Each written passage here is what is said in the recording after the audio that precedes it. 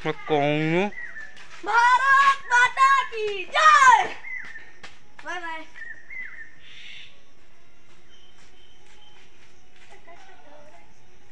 Hello सांग माने good morning. सर्वप्रथमे स्वाधीनता दिवस मु आ मो परिवार तरफ मोर पूरा यूट्यूब फैमिली की हार्दिक हार्दिक शुभेच्छा और शुभकामना।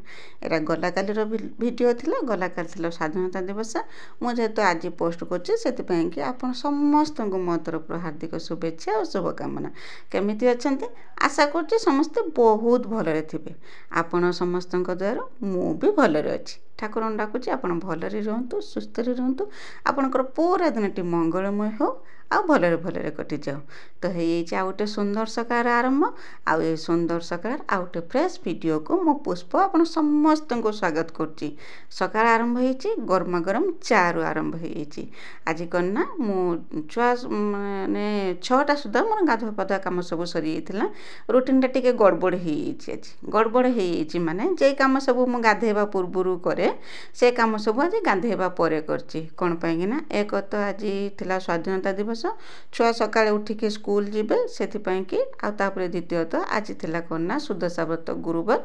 मु तो उषा करे ना किंतु मु सकाळे उठिकी जेरकम काम बासन तो धुईकी रखी देथिनी आ जे घर द्वारा काम सरे देकी मु कोना गाधुआ पाधुआ करके आगे ठाकुर पूजा कामटा सरे देथिनी। ए सब काम सरे दे सारला परे तापर कोना आ अन्यान्य काम जे सब थाए मु से काम सब आस्थिनी करिया पई।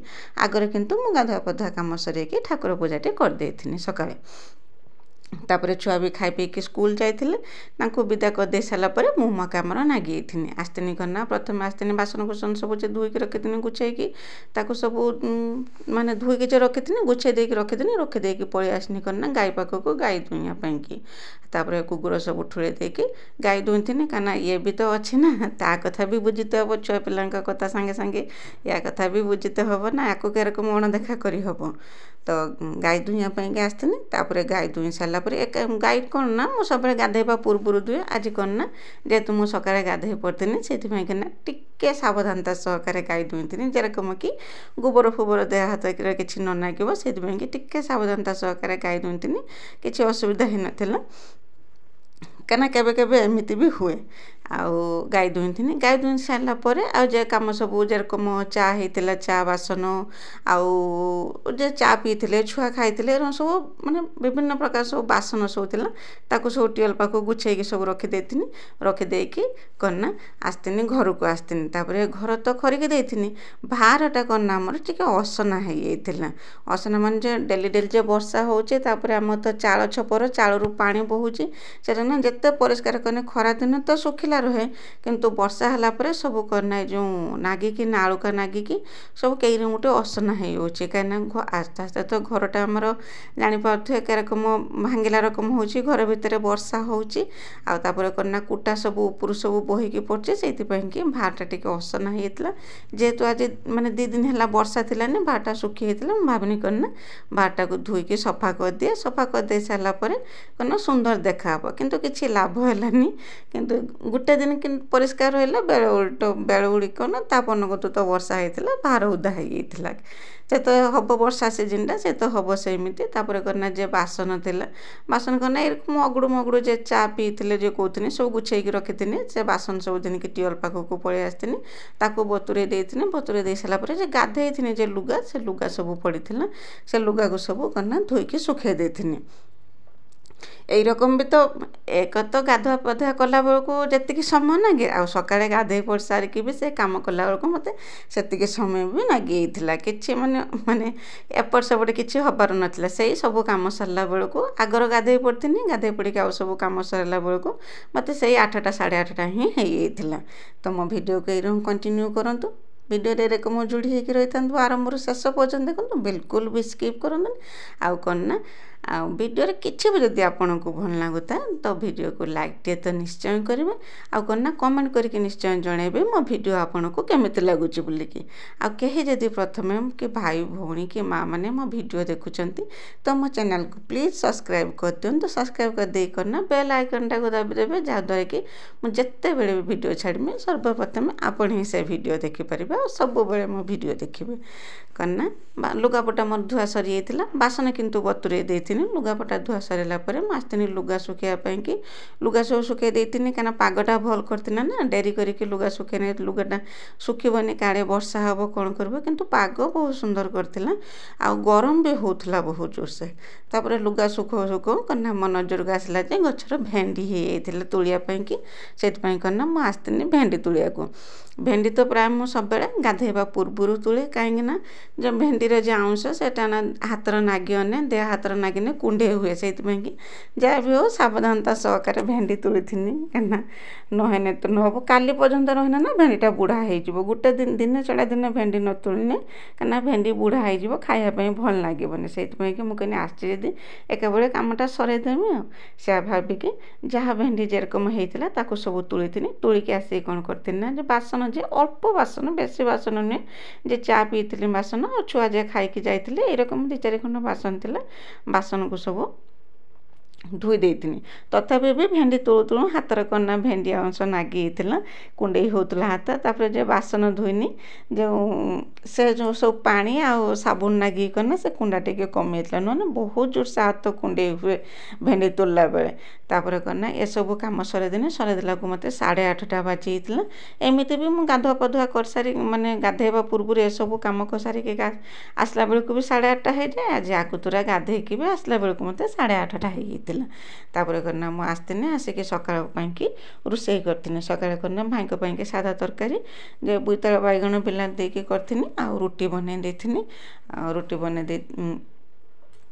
ରୁଟି ବନେଇବି ବୋଲିକି ଆସିଥିନି ଆସିକିନା ଆଗର ପରିବା କାଟିଥିନି ଆଉ ଏତିକି କାମ ସରିକି ଆସିଲା ବେଳକୁ ନା ଟିକେ ଖରାପ ବେଳକୁ ନା ବହୁତ ଜୋରସେ ଗରମ ହେଉଛି ସେଇଥିପାଇଁ କି ମୋତେ ଆଉ ଗ୍ୟାସ୍ ପାଖରେ ବସିକି ପରିବା କାଟିବାକୁ ବିଲକୁଲ ବି ଭଲ ଲାଗିଲାନି ମୁଁ ଟିକେ ଫ୍ୟାନ୍ ଦେଇକି ବସେଇଥିନି ଫ୍ୟାନ୍ରେ ବସିକି ପରିବା କାଟୁଥିନି ତାପରେ ପରିବା କାଟି କୁଟିକି ଆଣିକି ଏଠି ବସେଇଥିନି ଗ୍ୟାସ୍ରେ ବସେଇଥିନି ଆଉ କେବଳ ଭାଇଙ୍କ ପାଇଁକି ହିଁ ରୁଟି ବନେଇଥିନି ଆମ ପାଇଁ ରୁଟି ବନେଇଥିଲିନି ଆମେ ତ ସବୁଦିନ ସକାଳେ ପଖାଳ ଖାଉ ଆଉ ଭାଇ ହେଉଛି ନା ଭାଇଙ୍କ ପାଇଁକି 3 ପଟ ରୁଟି ଆଉ ତରକାରୀ ବନେଇଥିନି ସକାଳଟା ତ ସବୁବେଳେ ଏମିତି ଛୁଆ ସ୍କୁଲ ଗନେ ବି ଯେ ରକମ ମାନେ ତରବର ସ୍କୁଲ ନ ଗନେ ବି ସବୁବେଳେ ଏରକମ ତରବର ପ୍ରାୟତଃ ସବୁ ସ୍ତ୍ରୀ ଲୋକମାନଙ୍କର ସକାଳ ଟାଇମ୍ଟା ଏମିତି ତରବରରେ ହିଁ କଟିଯାଏ ତ ମାନେ କେରକମ ଠିକ୍ ସମୟରେ ସକାଳ ଖାଇବାଟା ରେଡ଼ି ହେବ ଆଉ ଦିନ ଖାଇବାଟା ଲେଟ୍ ହେନେ ଚଳିବ କିନ୍ତୁ ସକାଳ ଖାଇବାଟା ଟାଇମ୍ରେ ହେବା ଦରକାର ତାପରେ କନା ମୁଁ ରୁଟି ତରକାରୀ ବନେଇ ଦେଇଥିନି ବନେଇ ଦେଇ ସାରିକି ଖାଇବାକୁ ଦେଇ ଦେଇଥିନି ତାପରେ ଗେଲନ ବି ଆସିଥିଲା ଗେଲନ ଆସିକି କନା ପଖାଳ ଖାଉଥିଲା ମୁଁ କନା ଦ୍ୱିପହର ପାଇଁକି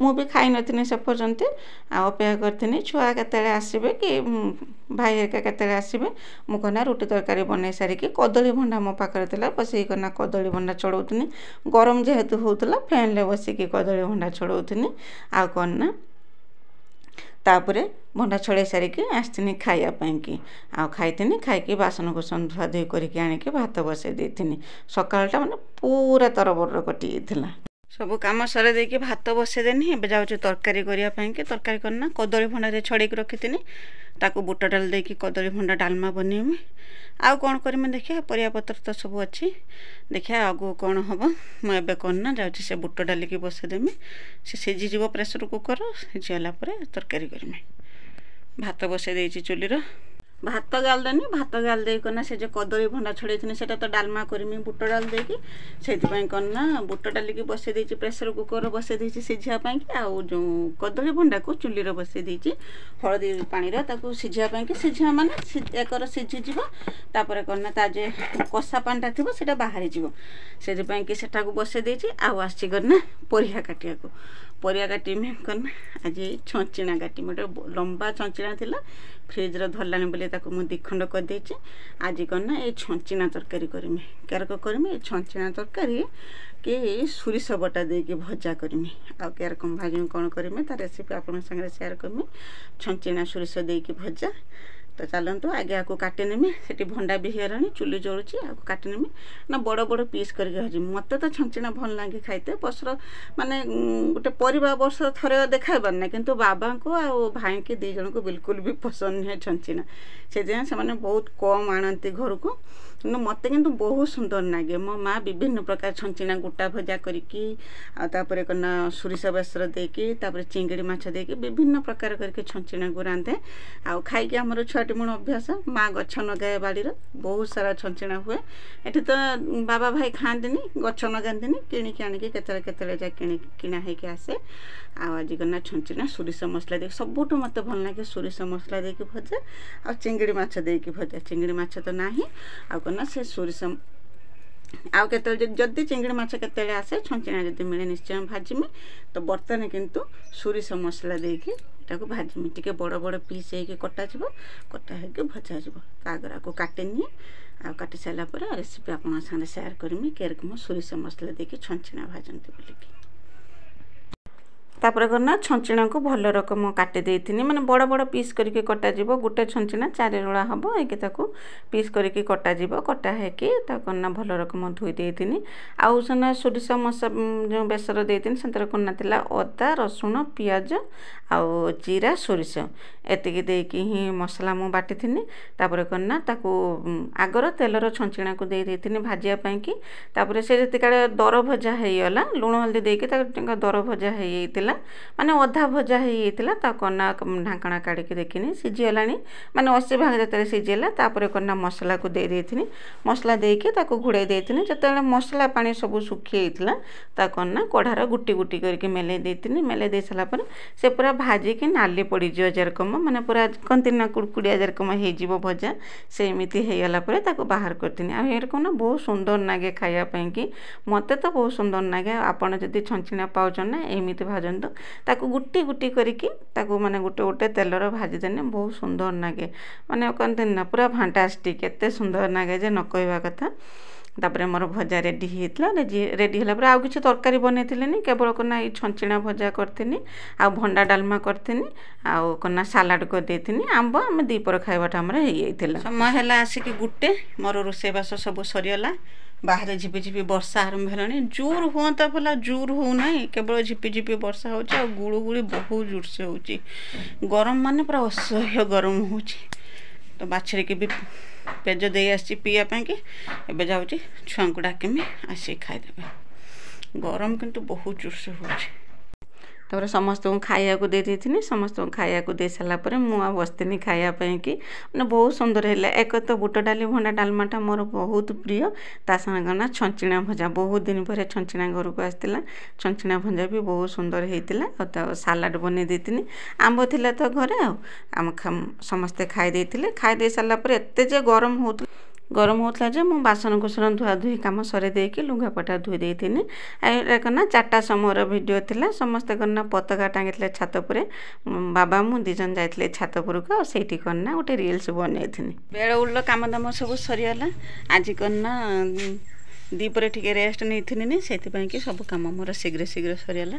ଆଉ ଦ୍ୱିପହରେ ଟିକେ ରେଷ୍ଟ ନେବାକୁ ନା ସବୁ କାମ ଡେରି ହେଇଯାଉଛି। ଆଉ ଆଜି ସମୟ ହେଇଛି ବର୍ତ୍ତମାନ 5:30 ବେଳକୁ ମୋର ସବୁ କାମ ସରିଗଲା। ବାହାରେ ପୁରା ମେଘୁଆ ପାଗ।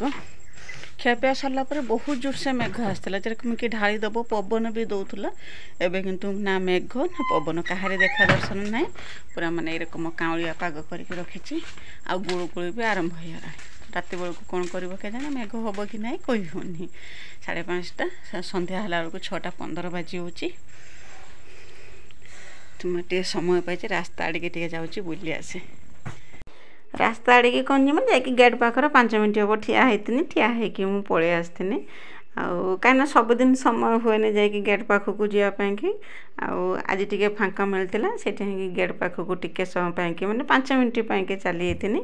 ତ ଆଜି ଦିନଟି ତ ମୋର ଏମିତି କଟିଲା। ଆଶା କରୁଛି ଭିଡ଼ିଓଟି ଆପଣଙ୍କୁ ପସନ୍ଦ ଆସିଥିବ। ଯଦି ପସନ୍ଦ ଆସିଥିବ ଭିଡ଼ିଓକୁ ଲାଇକ୍ ଟିକେ କରିଦେବେ, ଚ୍ୟାନେଲକୁ ସବସ୍କ୍ରାଇବ୍ କରିକି ଛୋଟ ସ୍ନେହ ଭରା କମେଣ୍ଟଟେ ମୋ ପାଇଁ ଲେଖିଦେବେ ଯେ ମୋ ଭିଡ଼ିଓ ଆପଣଙ୍କୁ କେମିତି ଲାଗୁଛି ବୋଲିକି। ବହୁତ ପରିଶ୍ରମ କରିକି ଭିଡ଼ିଓ ବନଉଛି ଖାସ୍ ଆପଣମାନଙ୍କ ପାଇଁକି। ତ ଆଜି ପାଇଁ ରହୁଛି, ଦେଖା ହେବ ଆସନ୍ତାକାଲି ଗୋଟେ ନୂଆ ଆଉ ଫ୍ରେଶ୍ ବ୍ଲଗ୍ରେ। ଆଉ ସେ ପର୍ଯ୍ୟନ୍ତ ଆପଣ ଆପଣଙ୍କର ଧ୍ୟାନ ନିଅନ୍ତୁ, ଦେହର ଯତ୍ନ ନିଅନ୍ତୁ, ଭଲରେ ରୁହନ୍ତୁ, ସୁସ୍ଥରେ ରୁହନ୍ତୁ। ଠାକୁରଙ୍କ ପାଖରେ ପ୍ରାର୍ଥନା କରୁଛି। ରହୁଛି। Bye bye.